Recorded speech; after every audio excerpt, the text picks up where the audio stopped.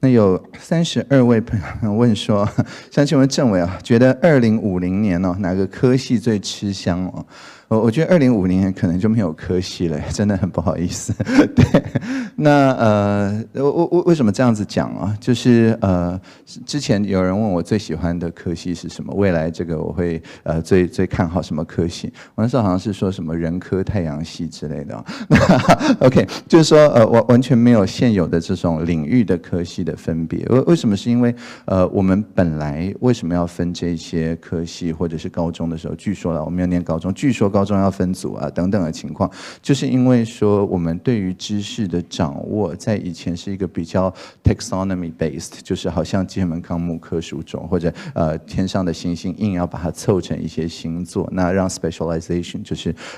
特殊化得以发生的一个情况。那但是我们现在就发现说，我们这样子分，可是实际上碰到的问题都不是单一的领域、单一的科系或单一的训练能够解决的。因为如果能够解决的话，其实早就解决了。我们现在碰到的任何挑战，基本上都是关于价值的冲突，或者价值怎么样找到共同的价值，或者是说它所谓 wicked problem， 就是说任何人单边的行动都只会让状况越来越糟。只有大家先讲好，然后一起行动，才有可能离开这个比较糟的状况，进入比较好的状况等等，大概都是这个形状。那在这个形状的时候，就是在单一的科系里面的知识的掌握，当然还是重要，但是更重要的是你怎么样让你的专业能够被完全不同的科系，但是你需要它的帮助，反过来也一样的朋友能够了解。那其实最近就是全民通识课，就是公投，大家就已经看到这样子的情况嘛，就是说本来可能是完全不同的专业，而且可能彼此否定的朋友，那因为必须跟所有人解释才能够把事情推进，所以本来就是在每个专业里面可能就极少数人懂，大部分人都不知道他们在讲什么的这个 L 型的状况。那在公投前的充分讨论之后，慢慢就变成这个缓坡，就是每个人都可以跟比自己稍微懂一点的人了解一下，那然后又可以再转译给比自己稍微不懂一点点的人。那所以这样子的话，这个专业中间就多出了很多跨专业的沟通的这种能力。所以我觉得随着时间过去，这种就是现在叫斜杠，那接下来可能变横杠，拍型人那个拍就是横杠嘛，的这个情况，我觉得就会变成常态。所以之后可能是所谓 purpose-based learning， 就是说你学的时候到底要达到什么，到底要达到什么社会使命、环境或经济的使命，那个才是重要的。那就好像你找到一个方向之后，那本来旁边的星座的星星，离它近的被重新编组成为另外一个星座，所以等于好像自创科系，或者在 MIT 他们把它叫 anti-disciplinary 哦，就是反科系哦，这样子的一种做法去组织人类的学习跟知识。那我们现在看到国教因为新课纲已经开始往这个方向嘛，那高教现在显然也受到压力，好像要往这个方向去移动。那到2050年，那还有就是将近30年，我觉得那个移动应该就已经会完成了。我觉得我们之后对于知识的掌握，大概都是先从 purpose， 然后那个 purpose 再带到 project， 然后再带到 problem based learning。那个时候硬去在一开始去分科系，会变成没有什么意义的事情啊。以上言论不代表教育部观点啊，特别不代表教育部高教司观点啊。OK。那有20位朋友们问说，面对未来有很多工作会被 AI 的科技取代哦，想请问我们应该要具备或者是强化怎么样子的能力哦？其实就像刚刚讲到的，我们如果把 AI 想成 assistive intelligence， 那到底有什么工作被眼镜取代？对不对？有什么工作被 Slido 取代？有什么工作被视讯系统取代？其实事实上是没有，因为它是 augmentative， 它是加上我们本来没有的一些互动方法，而不是说他找某一个特定的工作，然后把它完全换掉。找某一个工作，然后完全换掉的，基本上就是那个工作本身本来就是不假思索就可以做的，就是它的输入也简单，输出的结构也很简单，任何人来做就只有速度跟良率上面的差别，确实。但是这样子的工作其实是已经一个高度异化的工作，就是在做的人也觉得自己好像工具人这样子的工作。那我们在现代社会还留着的工作，其实很少是这样子的情况，大部分至少都有一些刚刚讲到倾听实际的需求、对齐价值等等的这些方面，所以我觉得这部分倒不需要特别的担心，好像是说一定工作会被取代，但是确实工作里面的一些 task 就是一些项目真的可能被取代。那所以这件事情，我觉得就是要培养一个不要认同特定的工作项目的这样子一种态度，就是说，如果你在某个工作项目上面真的就很厉害，那但是不要觉得说好像我的价值、我的认同放在这个上面，你只要说我有这样子的经验就可以了。因为如果你过度认同说这个你跑步跑得很快，那但是你若把你的认同全部放在这个上面，那当然就是出现蒸汽引擎，人家都跑得比你快，你一点办法也没有。但是如果你有说我有快速跑步的这种经验，那这种经验我跑步的时候，我觉得怎么样，那我这个去办马拉松比赛，我去分享跑步的感受、健身什么之类的，那就是主要是关乎你跟其他人中间的关系。只要是主要关乎跟其他人中间的关系，那就是 AI 没有办法取代的部分。所以与其特定的认同，特别是关于技能的认同，那我主要的建议就是说，把它当作各种不同的经验，经验是可以累加的。有一个问题说，因为科技的发展，个人所需要具备的技能也需要随着时代改变。想请问唐凤，在未来的10年到20年之间，我们自己或者我们的下一代应该要培养或者是具备怎么样的能力来面对未来的挑战呢？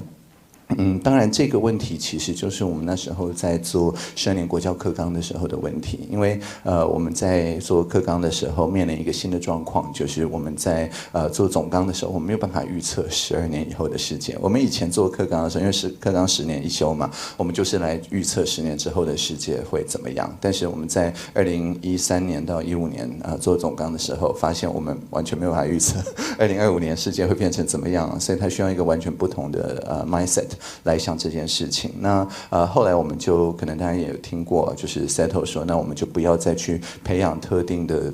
技能吧，而是去培养内在的素养，就是 core competence 核心能力。那这些核心能力大概就分成3群嘛，分别是自发、互动、共好。那自发的意思就是说，不管有什么新的挑战来，是把它看作一个很开心的事情，就是这个是一个新的谜团，我们有好奇心一起来解决，而不是说那这个我要跟他远离这个墨守成规啊等等。所以就是对新的事物的好奇心，我想这个是最基本的。那第二个是互动，因为我们碰到未来的挑战的时候，其实如果能够用单一领域或者单一场域或者是一小群人就可以解决的，其实早就已经解决了。所以我们现在碰到的任何结构性的问题，几乎按照定义都需要是跨领域、跨场域、跨时代才能够来解决。所以具备这样子的跨域沟通的能力，就是变成非常必要的一件事情。所以互动是第2个核心素养群。那第3个就像刚刚讲到，就是说每一次有大家不同的见解，会有冲突等等的时候，有点像就是你知道台湾是菲律宾海板块，然后跟那个欧亚陆板块会就是一直撞嘛，会出现地震。但是每次地震的时候，就是玉山又往上一点点，所以每年会长高2.5公分。所以在这样子的冲突中，又可以往上涨就是不断向上仰望星空，而不是说撞一撞然后就沉下去了的这样子的能力，就是把冲突当作是一个必要的，让大家能够看到各方的见解的这样子一种素养。那这个也是很需要的。所以我们现在国教大概就是往自发、互动、共好这3个部分来当做核心素养。那所谓的适性扬才，也不是说只有在就是人生的前18年，我们也很愿意就是把这个 convert 成终身学习，透过像大学的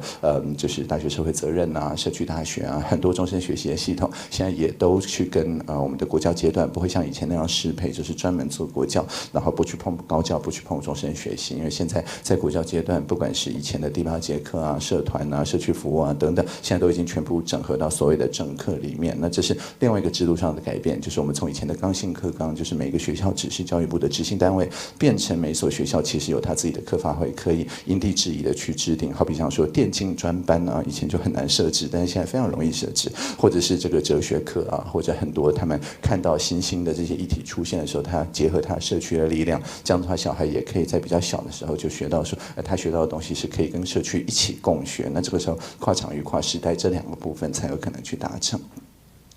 那有5位朋友问说，您认为大学生应该要充实怎么样子的能力，以及怎么样子的态度才能够适应目前以5、6年级为主的这种职场的环境？非常好的问题。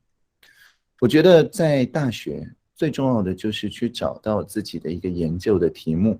大家可能有听过，就是我是从国2找到自己的研究题目，当时叫做 Swift Trust。为什么透过网络大家可以快速信任彼此？或者快速的不信任彼此，比真实世界好像更容易一拍即合或一言不合当时我是想要研究这个题目，那不但教科书里面这个题目，当时根本没有这个学门当时网络社会学才刚刚开始，那所以我就变成说，我必须要跳过从国中、高中、大学全部的这些过程，我直接去跟在研究所里面研究这个题目的学者。透过网际网路，他在发表一些 preprint， 或者是我直接拿这个去跟国内正在做这个题目研究的教授，book 他1小时的时间 office hour， 直接来讨论这个题目。所以如果找到自己的研究题目的话，我自己的经验是，就算我当时才15岁或16岁，但是所有做这个研究题目的社会学或者是认知科学或者哲学的这些老师们，都没有把我看成小孩子。都是把我看成另外一个research fellow， 就是跟他们一起研究的朋友。那并不是因为我当时已经做出什么了不起的贡献，并不是，而是因为我对于这个题目的了解，以及对于这个题目的热情，感动他们，他们觉得，这跟我的研究热情是一样的。所以，我具体的建议就是说，找到你真的很关心的一些研究题目。那如果一下子找不到研究题目的话，不妨了解一下联合国永续发展目标，已经有169个题目，分成17个项目。那这17个项目大概总有一些是就是你所关心的，因为那是全世界的朋友透过一个就是聚集众志成城的这个过程，一起去写出来这169个目标。所以对于永续发展目标里面，只要有其中的几项触动你，那你把这个成为研究题目的话，那你一下子就可以，不管是5、6年级或甚至更资深的朋友，那你们就是在同一个研究目标上面的伙伴。而不是说，在职场里面，你完全没有自己想要做的题目，然后只有别人派你题目做这样子的情况，所以也比较不会受到辈分的这个问题，所限制。那而且尤其如果你挑的题目是好几项永续发展目标的结合，好比像说我现在做数位民主这个题目，那就是平常不会结合的互动空间设计跟民主包含公共行政的制度设计这2个学门的交集。那这2个学门的交集，说真的做的人没有很多，所以你就不需要花很多年，你就可以做出一定的贡献。那有这个一定的贡献之后，你再拿着这个贡献去往不同的学门的朋友们，触类旁通，又可以把他们的想法汇集进来，那这样子也可以比较快的就让大家觉得，没有什么年龄的限制你挑了这样子一个其他人没有想过的组合的方法，169，你随便挑3个那这样子其实就是接近160的3次方其实是很大的一个数字，那你就挑这里面的一些题目来做的时候，就比较不会有年龄的问题希望回答这个问题。